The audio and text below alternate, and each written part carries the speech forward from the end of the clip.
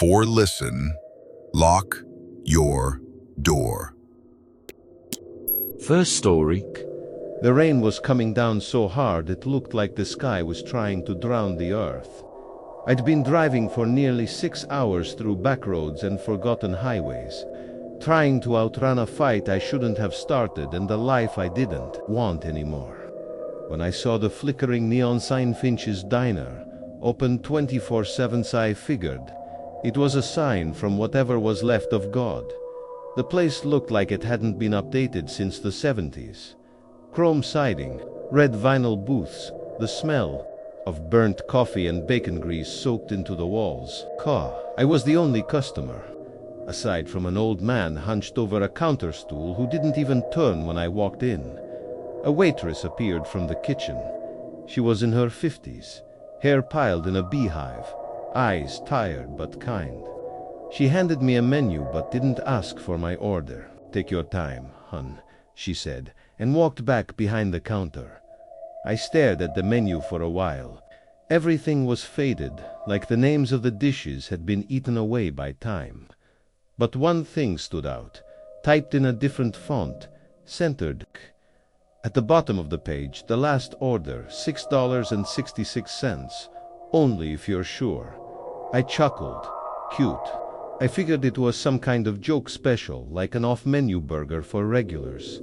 When the waitress returned, I asked for coffee and pancakes, then half-joked, "What's the last order?"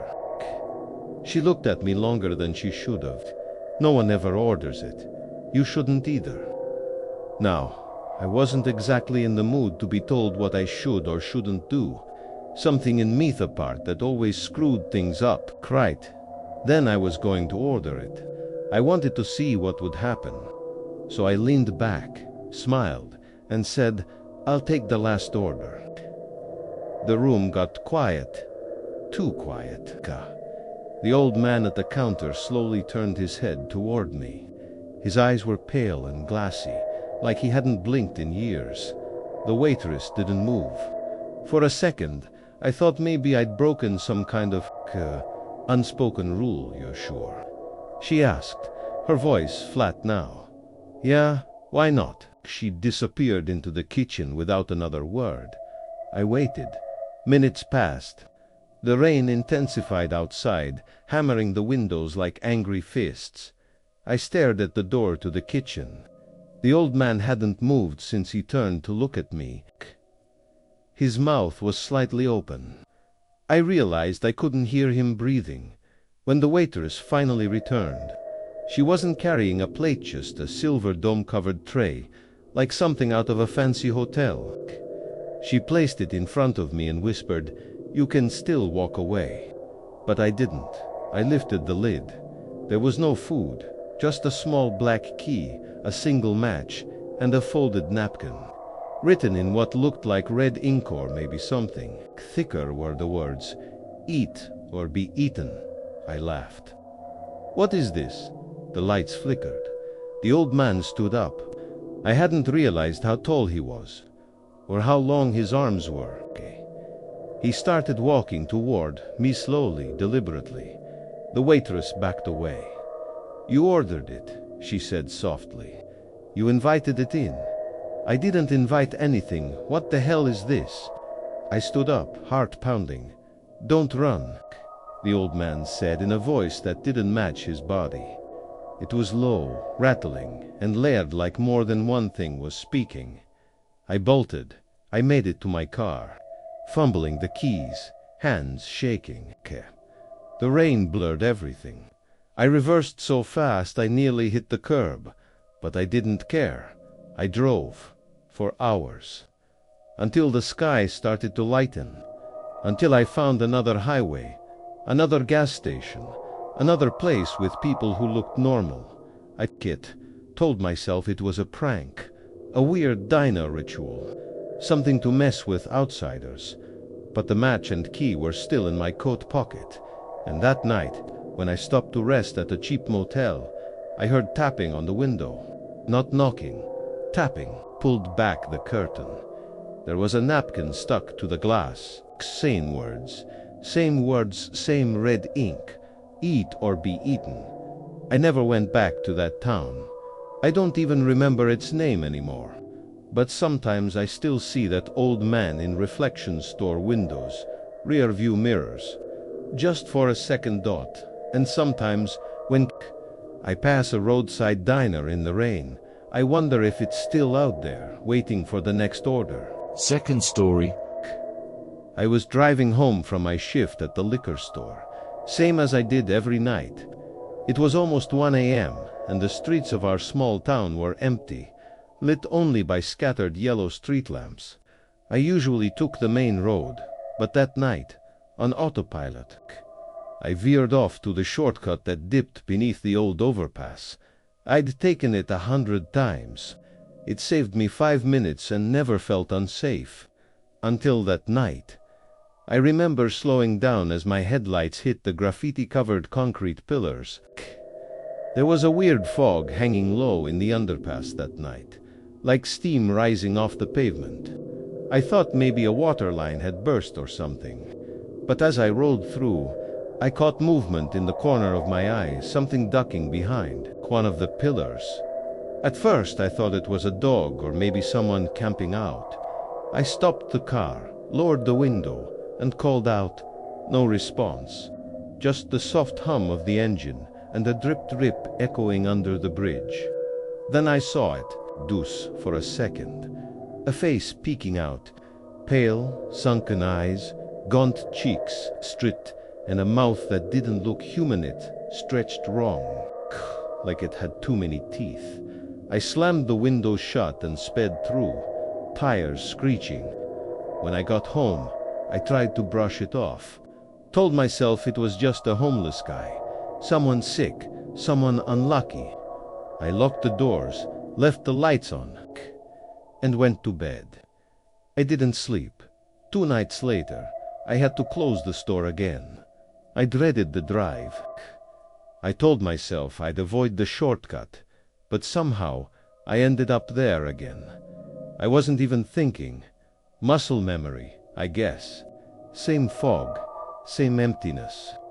But this time, when I passed beneath, my radio cut to static, and the headlights flickered for a split second. That was enough. I didn't stop. I didn't look. I just hit the gas and didn't ease up until I saw the lights of Main Street again. I made it home in one piece, but my nerves were shot. I called the police the next morning and told them someone might be living under the bridge, maybe sick or dangerous. They said they'd send someone to check. I never got a follow-up, but I wasn't the only one. A coworker, Lacey, mentioned something strange when we were closing up. She took the shortcut home too. Said she thought she saw someone crawling into one of the drainage tunnels near the overpass. Crawling, not walking. And she said it looked like they didn't have hands. Just long, pale limbs that bent wrong. After that, I started collecting stories. A guy from the gas station said a couple weeks back, some teens dared each other to explore the tunnels under the bridge at night. One of them didn't come back. The cops said he probably ran away. His friends told a different story. They heard something dragging behind them. And when they turned around, he was just gone. Another woman posted in the local Facebook group. Her dog refused to go under the overpass during their night walks. Growled, barked, even pissed itself once. She thought it was a raccoon. Until she saw something hanging from the ceiling of the tunnel, like a person clinging to the concrete, completely still. I started avoiding the bridge altogether. Took the long way home, but then it followed me. I'm not crazy. I know how that sounds, but I swear I heard it outside my window one night. The same static buzz that hit my radio. The same slow dripping sound. I lived on the second floor, but I heard the sound of fingers tapping the glass. I peeked through the blinds. Nothing. But there was a handprint. Too big to be mine. Too low to belong to someone tall. Like it had slithered up the wall somehow. The next day, I parked near the overpass during daylight. Just to see. The fog was gone, but the graffiti had changed. There was something new painted on the pillar I'd seen the face behind. It wasn't art. It was a symbol, a jagged spiral with teeth painted in the center. I took a picture. That night, my phone wouldn't stop buzzing. Static filled my calls. My music glitched, and my battery drained to zero within minutes. I tried deleting the photo, it and delete. I started hearing the dragging sound outside my building at night. Neighbors complained of their cats going missing. One guy said his tires were slashed right after he posted a picture of the tunnels online. Whatever this thing is, it doesn't want to be seen. It doesn't want to be known, but it wants you to see it. Eventually, always, when you least expect it. I moved across the state 2 months ago, left everything behind. But sometimes, when I drive at night, sticky, I still hear static on the radio when I pass on the bridges, and I swear I see a pale face watching from the shadows, waiting. Third story. This happened during my senior year of high school in a small town in northern Pennsylvania.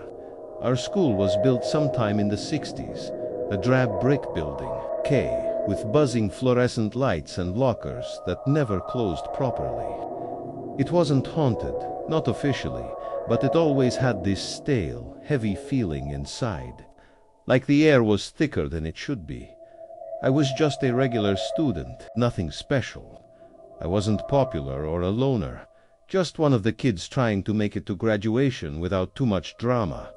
I spent most of my free periods in the library or sometimes roaming the halls when the teachers didn't care. That's how I first noticed the locker. It was at the far end of the downstairs, B-wing and narrow, disused hallway most people forgot about since the wing was partially shut down for asbestos repairs years ago. The lights there always flickered, and sometimes the intercom would let out weird static, even when nothing was being announced. I only found it because I dropped a library book and chased it around the corner. The locker was slightly ajar. Name, no number. Just a faint, reddish stain on the handle that looked like rust, or something else thought curious. I opened it. Inside were a few crumpled papers, a broken pencil, and an old Polaroid photo. The picture showed a classroom I didn't recognize, with a group of students sitting at desks. Their faces were blurred, like someone had smeared them intentionally. Written on the back in faded ink was, "Do not follow." I was weirded out, obviously, but I kept the photo, slipped it into my backpack, and shut the locker. I told myself it was probably a prank, maybe an old prop from a Halloween event or something. But that night I had a dream. I was back in the hallway. The lights above were flickering, casting long shadows across the floor. The locker was open again, and something was standing just out of view. I couldn't move, couldn't speak. All I could hear was the sound of papers rustling and this low, rhythmic tapping, like fingernails against metal. I woke up sweating. The Polaroid was on my desk. I know I hadn't taken it out. The next day at school, I went to show my friend Tyler, but when I reached into my bag, the photo was gone. In its place was a single sheet of notebook paper. The words you opened it were written in jagged black ink. From that moment, things changed. Every time I passed that hallway, I felt like I was being watched. Not in the normal way either, I mean a deep, crawling sensation under my skin, like eyes were boring into the back of my head. I stopped going near the B-wing. I stopped staying late after class. I even started skipping my library visits altogether. But it followed me that one afternoon. I was in the bathroom when the lights flickered.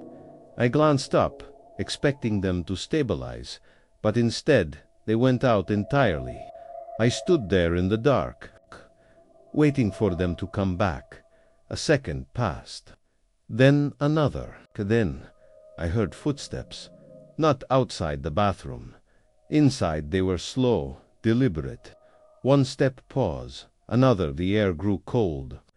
I fumbled for my phone and turned on the flashlight. Nothing. The bathroom was empty. Then I looked in the mirror. Behind me, just for a moment, I saw someone standing at the end of the row of stalls. Their body was still, but their face, it was blurred, smeared like the photo. Then the lights came back on, and I was alone again. I ran out without even washing my hands. The next day, someone had scratched the number 331 into my locker door. I tried asking around, but nobody knew what it meant. I looked it up in the student database, no class, no room number, nothing. That night, I couldn't sleep. I kept hearing the tapping again, but this time it wasn't a dream. I followed the sound to my closet, and when I opened it, my school backpack was lying inside. I hadn't left it there. Inside the front pocket was the photo again. But now all the faces were gone completely. And there was a new one in the back of the classroom. One I hadn't seen before, mine.I. Didn't go to school the next day. I told my mom I was sick. I stayed in bed, but even then, I felt like I wasn't alone. I started hearing things through the vents, whispering like someone saying my name over and over, just on the edge of hearing by the third day. I was back at school, unable to avoid it anymore. I had to know. During lunch, I went to the B wing. The lights were flickering worse than usual. The air smelled like old copper. I approached the locker. My hand trembled as I touched the handle. It was locked. Then I noticed the locker next to it, number 331. I had never seen it before. Never noticed it. It was slightly ajar. I pulled it open. Inside was nothing. At first, then the hallway lights cut out. I turned the phone light on, but the beam barely pierced the darkness. The sound returned, paper rustling, tapping, whispers behind me. Something moved inside the locker. I turned back. The photo had appeared again, this time pinned to the inside of the door. My face had been scratched out violently, leaving a ragged white space where it used to be. And then I saw a hand that it slid out from the darkness inside the locker. Thin, pale, fingers too long. They gripped the door, and I swear something began to crawl out. I stumbled backward, dropped my phone.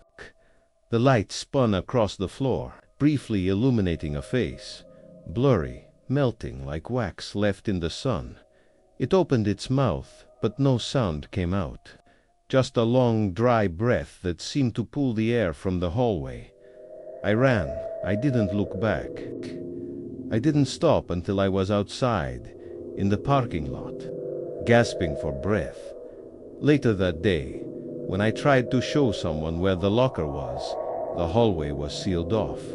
Under asbestos renovation, the sign read, "There were no lockers." I transferred schools 2 weeks later. My mom thought I was having some kind of mental breakdown, and maybe she was right.